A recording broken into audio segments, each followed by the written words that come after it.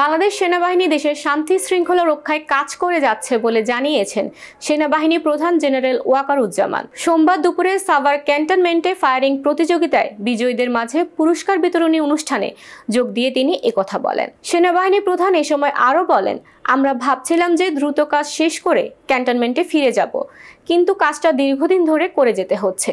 কিন্তু আমরা জানি যে কাজটা বহুদিন ধরে করে যেতে হচ্ছে, তাই আমাদের ধৈর্য রাখতে হবে এবং পেশাদারিত্বের সাথে কাজটা সম্পন্ন করতে হবে।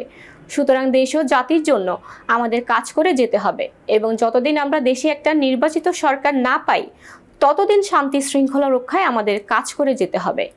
দায়িত্ব পালনের সময় উচ্ছৃঙ্খল কাজ করা যাবে না, এটা আমাদের খেয়াল রাখতে হবে এবং কাজ করতে গিয়ে বল প্রয়োগ করা যাবে না। যেটা না করলেই না হয় সেটুকু বল প্রয়োগ করে কাজ করতে হবে বলেও বলেন তিনি। আমি প্রথমে মনে করেছিলাম আমরা খুব তাড়াতাড়ি এই কাজটা শেষ করে সেনানিবাসে ফেরত আসতে পারবো, কিন্তু কাজটা দীর্ঘায়িত হচ্ছে। আমি জানি যে আমরা বহুদিন ধরে এই কাজটা করে যাচ্ছি, ধৈর্য রাখতে হবে এবং প্রফেশনালিজমের মাধ্যমে, পেশাদারিত্বের মাধ্যমে কাজটা সম্পন্ন করতে হবে।